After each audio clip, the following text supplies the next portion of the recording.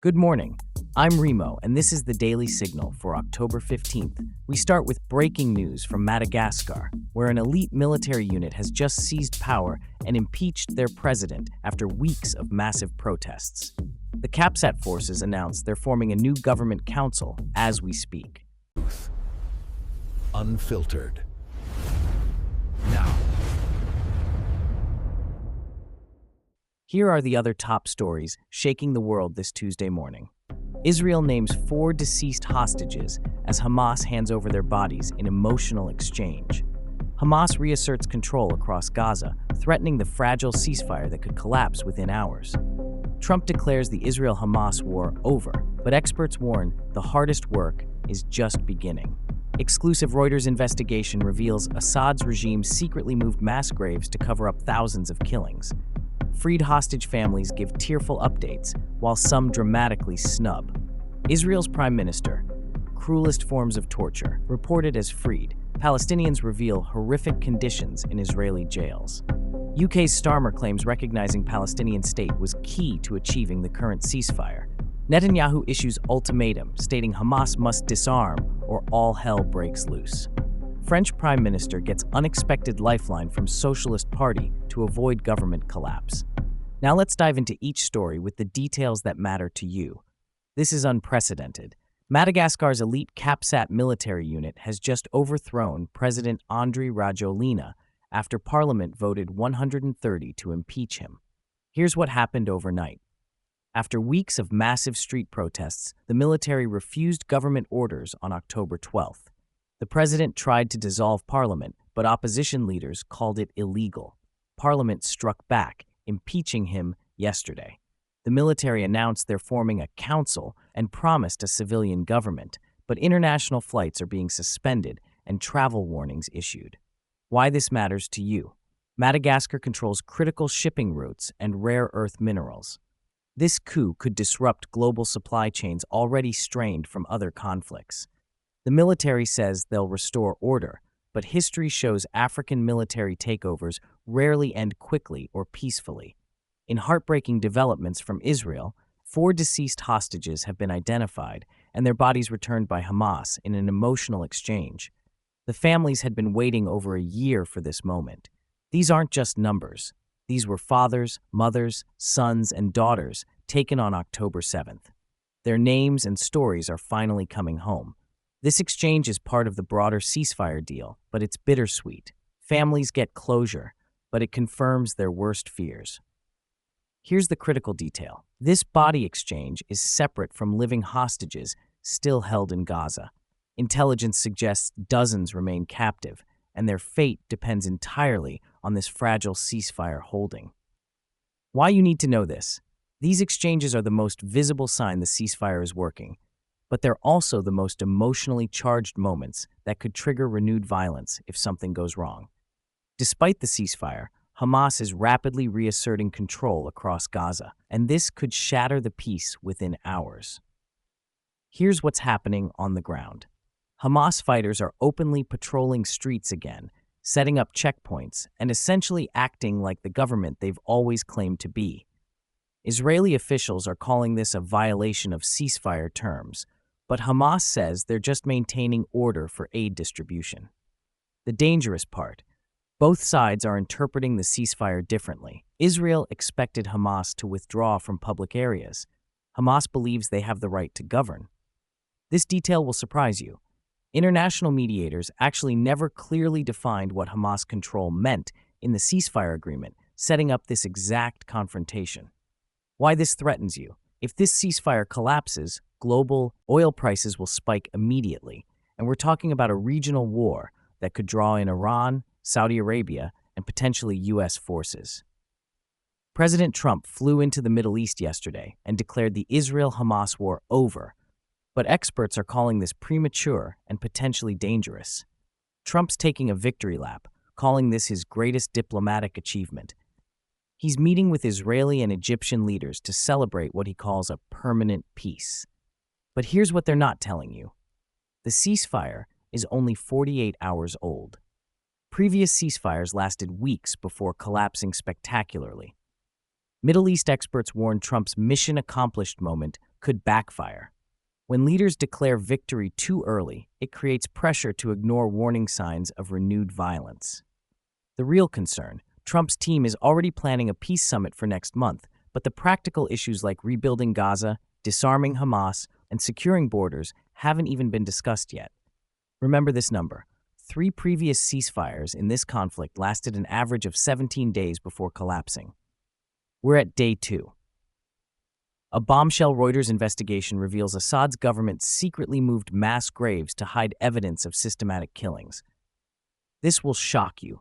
Syrian officials used bulldozers and trucks to relocate entire burial sites containing hundreds of bodies, then planted fake evidence to make it look like rebel groups were responsible. The investigation used satellite imagery, survivor testimony, and government documents leaked by defectors. It's the strongest evidence yet of organized war crimes. Here's the specific detail. At least 12 mass grave sites were moved between 2019 and 2024, containing an estimated 800 to 1,200 bodies. Why this matters now? With Syria's civil war winding down, this evidence could lead to international war crimes prosecutions. Assad thought he'd won and covered his tracks, but technology caught him. The broader implication: this investigation shows how modern technology makes it nearly impossible for governments to hide atrocities permanently. The families of freed hostages are speaking out with updates that range from grateful to furious, and some are publicly snubbing Prime Minister Netanyahu. Here's what happened. At yesterday's reunion ceremony, 3 families walked out when Netanyahu approached, saying his government failed them during their darkest hour. One mother told reporters, "He had a year to save my son, and he spent it playing politics while my boy suffered." But other families are sharing miraculous reunion stories. The Cohen family described their daughter's first words after 13 months in captivity: "Is mom okay? Is dad okay?" She was still worried about others after her own ordeal. The detail that matters: medical examinations reveal significant weight loss and psychological trauma, but doctors say recovery is possible with proper care. Why you should know this: these personal stories humanize a conflict often reduced to statistics. They also reveal deep political divisions within Israel about how the hostage crisis was handled. The bigger picture: family criticism of Netanyahu could affect Israeli politics for years, potentially changing how future hostage situations are managed. Freed Palestinian prisoners are describing what they call the cruelest forms of torture in Israeli detention facilities. Warning: these details are disturbing. Former prisoners report systematic sleep deprivation, stress positions lasting hours, and denial of medical care. Several prisoners lost significant weight and show signs of trauma. Israeli officials deny torture allegations, saying they follow international standards, but human rights groups are demanding independent investigations. Here's the critical context. These accounts come as nearly 2,000 Palestinian prisoners are being released as part of the hostage exchange deal. The numbers that matter: released prisoners report an average weight loss of 25 pounds and 40% showing signs of psychological distress. Why this escalates tensions: these prisoner accounts are being broadcast across Arab media, potentially inflaming public opinion against the ceasefire. The immediate concern: if these allegations gain international attention, they could undermine support for the peace process and complicate future negotiations. Meanwhile, in Britain, PM Keir Starmer claims the UK's recognition of Palestinian statehood was crucial to achieving the current ceasefire, marking a major shift in British Middle East policy. Netanyahu's ultimatum: Israel's PM warned Hamas must completely disarm within 90 days or all hell breaks loose, setting up the next major confrontation. In France, Prime Minister Michel Barnier received unexpected socialist support to avoid a no-confidence vote, temporarily saving his government, but highlighting France's political instability. Here's what connects today's stories and why they matter for your future. The Middle East ceasefire everyone's celebrating might be more fragile than anyone admits.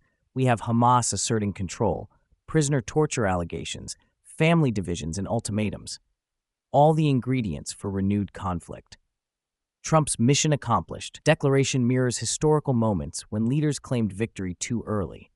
Remember Bush's aircraft carrier moment in Iraq? Early victory declarations often backfire spectacularly. The broader pattern, from Madagascar's coup to France's political crisis, democracies worldwide are under stress. Military takeovers, government instability, and public protests are becoming the new normal. What this means for you: expect continued volatility in oil prices, supply chain disruptions, and refugee movements that affect immigration policies globally. The technology angle. The Assad investigation shows how satellite imagery and digital evidence are changing accountability for war crimes. Leaders can no longer hide atrocities and expect them to stay hidden. Looking ahead, the next 30 days will determine whether this Middle East ceasefire becomes a lasting peace or just another brief pause before escalation. Madagascar's coup could inspire similar actions in other African nations facing economic pressure. My analysis. We're seeing the collapse of post-World War II international order in real time. Traditional diplomatic solutions aren't working, military solutions aren't sustainable, and public faith in democratic institutions is declining globally. The bottom line for you: stay informed, prepare for continued global instability, and remember that today's impossible situations can become tomorrow's new normal faster than anyone expects. This has been the Daily Signal. I'm Remo. Stay informed, stay engaged, and we'll see you tomorrow with the stories that shape your world. Unfiltered.